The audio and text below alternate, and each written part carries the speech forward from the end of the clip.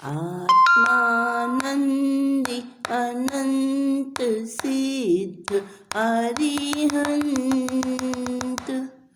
आचार्य श्री उपाध्याय जी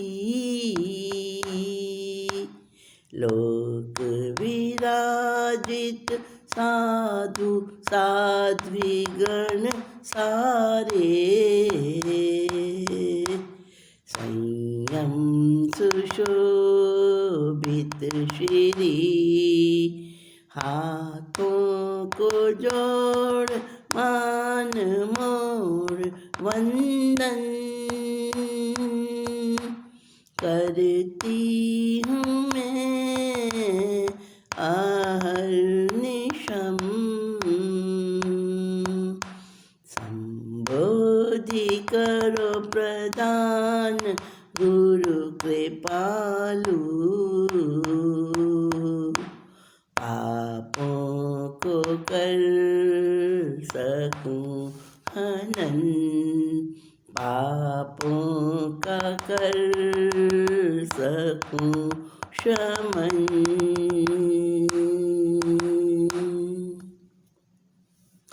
पंच परमेष्टि भगवंतों को, गुरु भगवंतों को हृदय की अनन्य आस्था सहित भाववंदन अभिवंदन।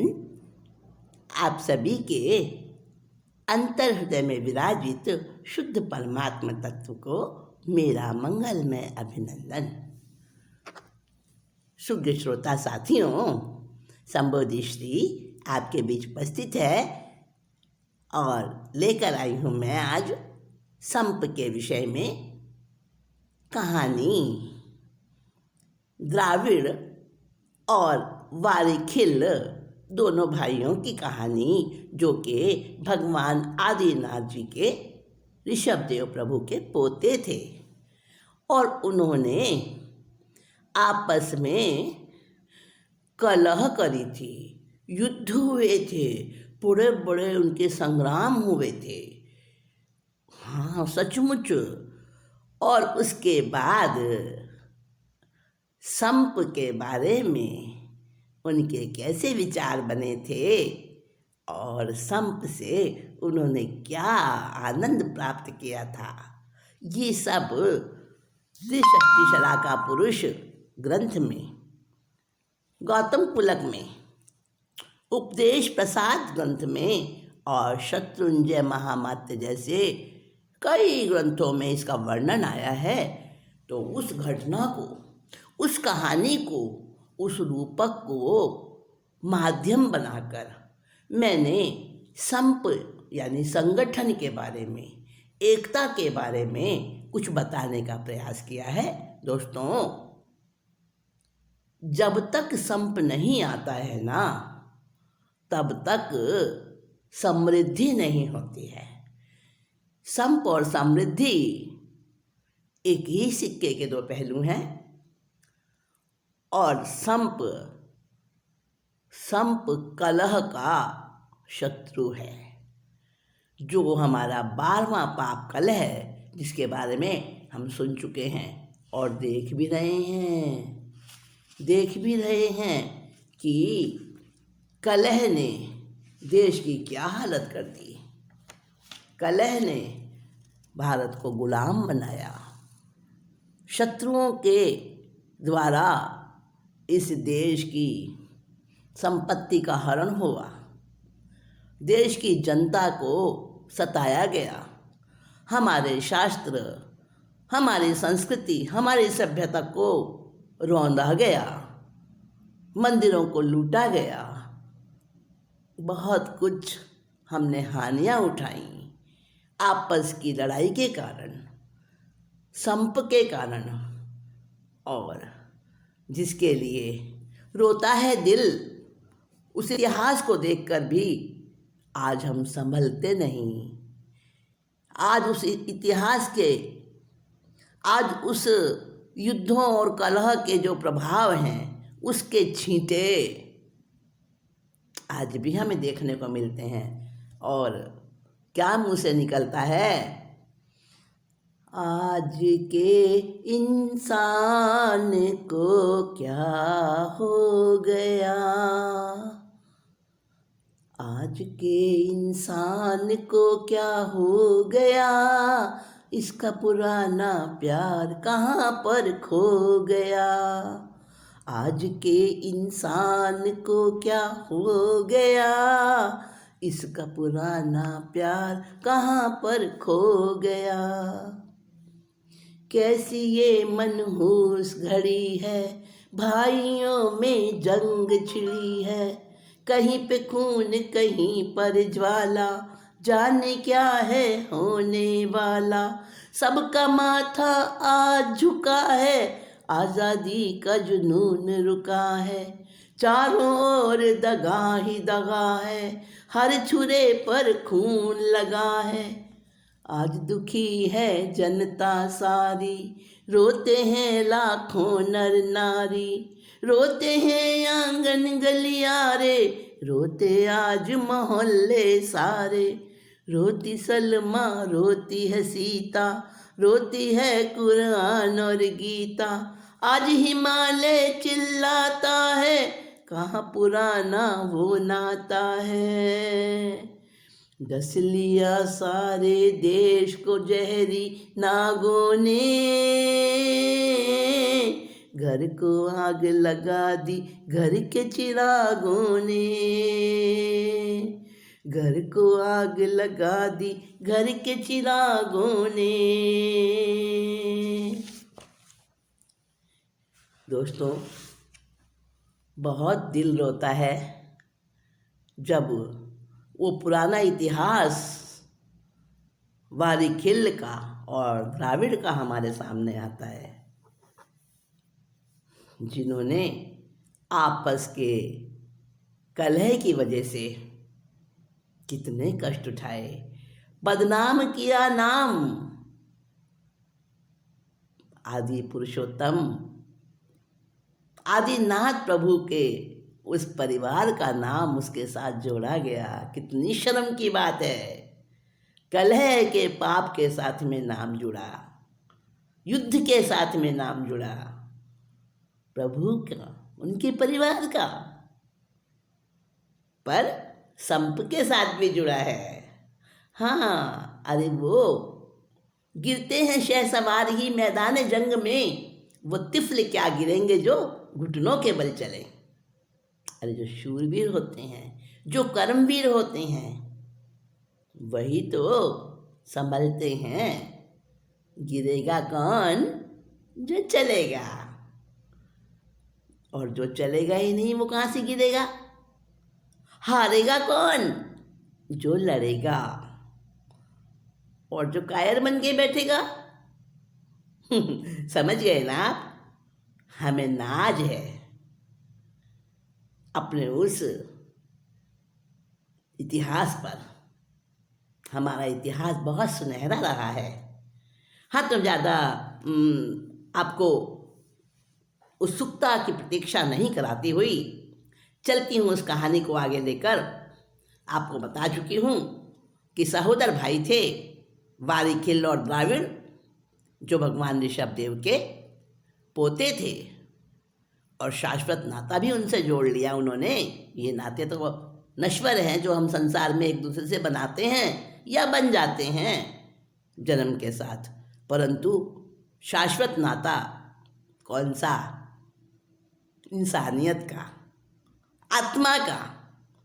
और वो नाता जोड़कर वो भी प्रभु ऋषभदेव की श्रेणी में जाकर सिद्ध बुद्ध मुक्त हो गए।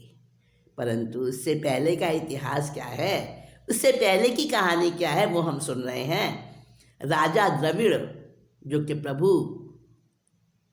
ऋषभदेव के पुत्र, उन्होंने दीक्षा लेने से पहले, साधु जीवन स्वीकार करने से पहले अपने बेटे द्राविड़ और वारीखिल को बराबर राज्य दिया था, और उसके बाद उन्होंने संयम लिया था,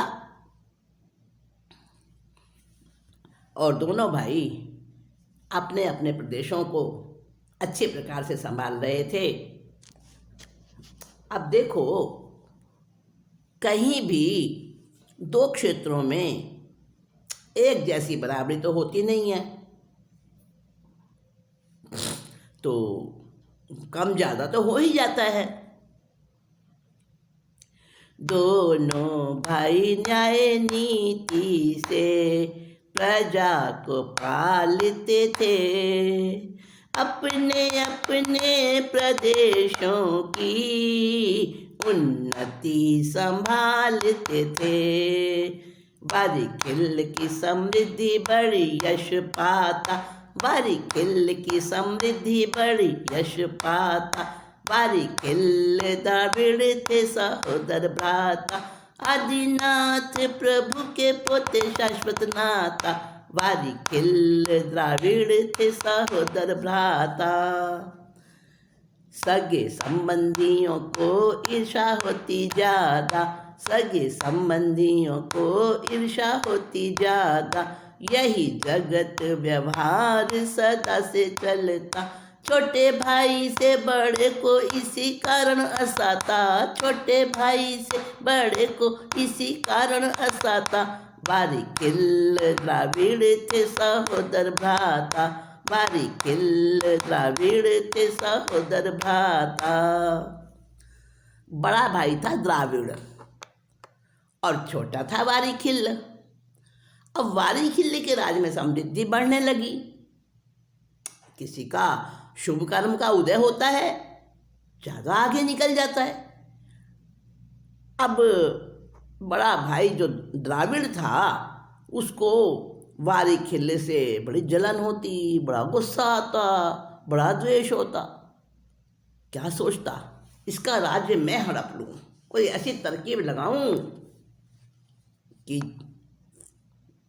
इसका सब कुछ मेरा हो जाए।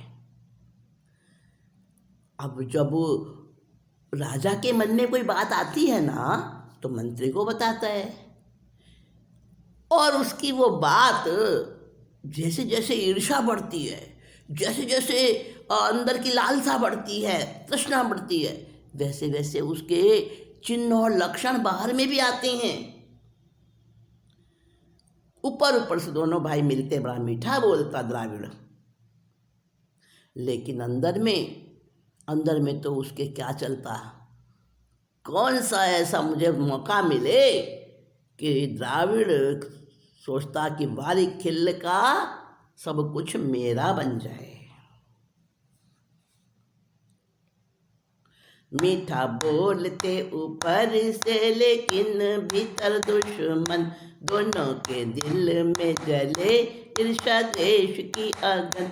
चिनगारी बनी लपट सुनो क्या होता, चिनगारी बनी लपट सुनो क्या होता, बारीखिल द्राविड़ थे सहोदर भ्राता। अब एक बात है, कुछ भी हम चुपके करना चाहें पर वो पता चल जाता है। द्राविड़ के दिल की जलन और उसकी लपटें वो पहुंच गई बारीखिल के मन तक। कैसे? अरे किसी के मन में किसी के प्रति बुरा भाव होता है ना, तो अपने यहाँ पता चल जाता है। Face is the index of the mind. हाँ, जब दोनों भाई मिलते कितनी ही चाशनी लगाता है वो ऊपर से द्राविड़, पर बारीखिल जान गया कि मेरे भाई के मन में कपट है, मेरे भाई के मन में द्वेष है। एक दिन जब दोनों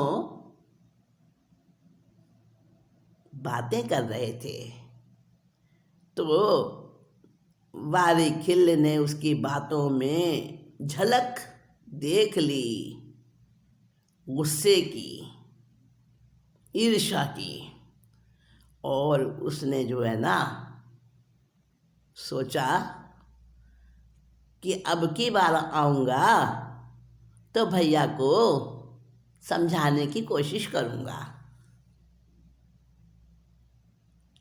और उसने ऐसा निश्चय करके जब दोबारा आने की सोची वो तो सीधे स्वभाव आ रहा था भाई से मिलने के लिए। अरे बड़े भाई के पास तो छोटा भाई आ सकता है ना। लेकिन जहाँ कहते हैं ना, चोर की दाढ़ी में तिनका। हाँ, जिसके मन में कपट होता है, जिसके मन में बुराई होती है, वो वो एक्स्ट्रा ज़्यादा अलर्ट रहता है।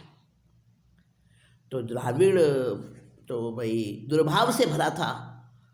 तो द्राविड़ ने क्या किया, अपने भाई का आना अपनी नगरी में बैन कर दिया।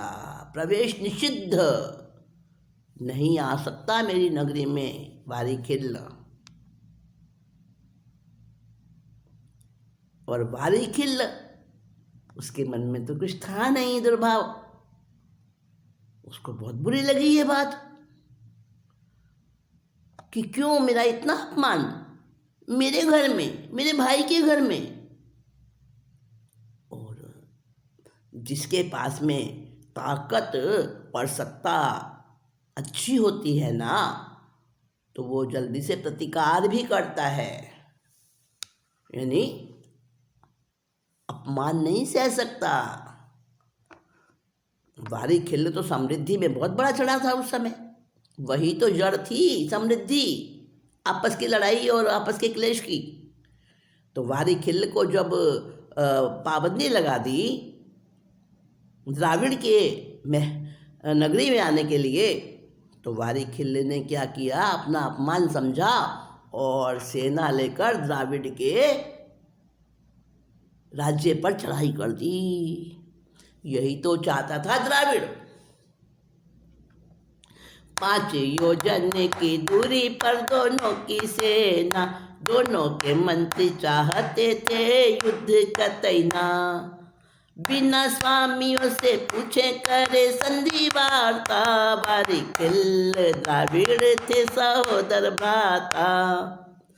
आने जाने लगे दूत लेकिन दोनों जिद्दी, एक दूसरे को निगल जाने की दिल में थी। सोचे मंत्री गण युद्ध की है भवितव्यता, वारीखिल द्राविड़ थे सहोदर भ्राता। 5 योजन बीच में छोड़कर एक की सेना उधर और एक भाई की सेना इधर, दोनों भाइयों की सेना डट गई आमने सामने। दोनों भाइयों की सेना आमने सामने डट गई। अपना देश वो देश था भाई, लाखों बार मुसीबत आई। इंसानों ने जान गंवाई, पर बहनों की लाज बचाई। लेकिन अब वो बात कहाँ है, अब तो केवल घात यहाँ है। चल रही है उल्टी हवाएं, काँप रही थर थर अबलाएं। आज हर एक आंचल को है खतरा, आज हर एक घूंघट को है खतरा। खतरे में है लाज बहन की, खतरे में चूड़ियाँ दुल्हन की। डरती है हर पाँव की पायल, आज कहीं हो जाए न घायल। आज सलामत कोई न घर है, सबको लुट जाने का डर है। हमने अपने वतन को देखा, आदमी के पतन को देखा। आज तो बच्चों पर भी हमला होता है, दूर कहीं कोने में मजहब रोता है। घर को आग लगा दी घर के चिरागों ने, डस लिया सारे देश को जहरी नागों ने। ये क्लेश का जहर चारों ओर फैल गया।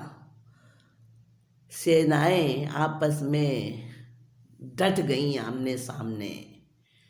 जनता सिसकियां ले रही है, परेशान हो रही है। चारों तरफ हाहाकार मचा है। दोनों बारीखिल और द्राविड़ सगे भाई, पर सगे भाइयों जैसा प्यार नहीं है आज उनके आपस में। दोनों के मंत्री होशियार, समझदार, बुद्धिमान, विद्वान थे। मंत्री होते ही हैं समझदार। इन दोनों के मंत्री भी बड़े समझदार थे, नहीं चाहते थे लड़ाई। ना वारिखिल का मंत्री चाहते थे और ना द्राविड़ के मंत्री चाहते थे। दोनों देश के मंत्री आपस में मिले और संधि वार्ता शुरू कर दी, अपने अपने स्वामियों से बिना पूछे। हाँ, फिर दूत आने लगा। वारिखिल के पास द्राविड़ का दूत गया, द्राविड़ के पास वारिखिल का दूत गया। राजन, संधि कर लो।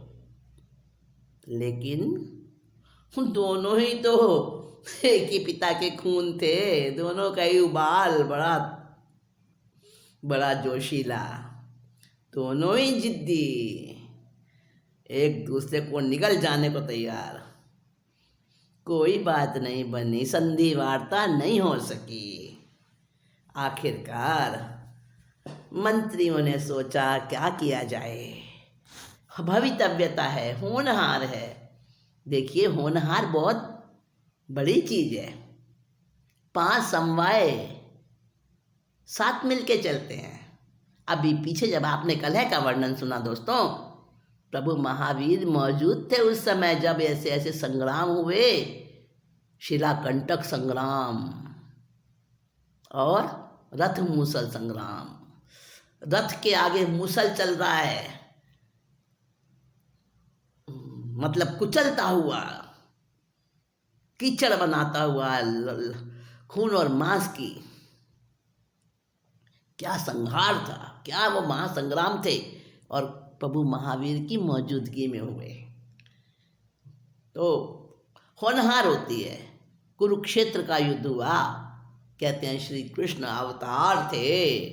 अरे अवतार मत मानो, चलो जैन धर्म की दृष्टि से भी 3 खंड के वो राजा थे ना, वासुदेव तो थे, वो भी नहीं रोक पाए उस युद्ध को। ऐसे ही ये वाला युद्ध जो आदिनाथ के भगवान के पुत्रों के बीच हुआ, पोतों के बीच हुआ, वो भी मंत्रियों ने बहुत रोकने की कोशिश करी, पर युद्ध रोक नहीं पाए। नहीं बन सकी कोई संधि वार्ता। आखिरकार दोनों के मंत्रियों ने सोचा कि कुछ नहीं हो सकता, अब तो युद्ध होगा ही होगा। युद्ध होगा और युद्ध का परिणाम तो हमेशा तबाही ही होता है ना। तो साथियों, दुख हो रहा है उन मंत्रियों को, दुख हो रहा है मुझे भी ये कथा सुनाते हुए कि भगवान ऋषभ देव के कुल में कैसा ये घटनाक्रम बना। परंतु सच्चाई है और सच्चाई से कभी मुंह नहीं मोड़ा जा सकता। युद्ध की पूरी तैयारी हो चुकी है। हम सोच रहे हैं थोड़ा और टाल लें इस युद्ध को, शायद टल जाए। कोशिश करना हमारा फर्ज है। तो साथियों, थोड़ा सा समय और देते हैं, अगली मीटिंग में आगे की बात करते हैं। शायद तब तक ये युद्ध टल जाए। इसी मंगल भावना के साथ मैं अभी आपसे इजाज़त चाहूँगी। नमस्कार, जय जिनेंद्र।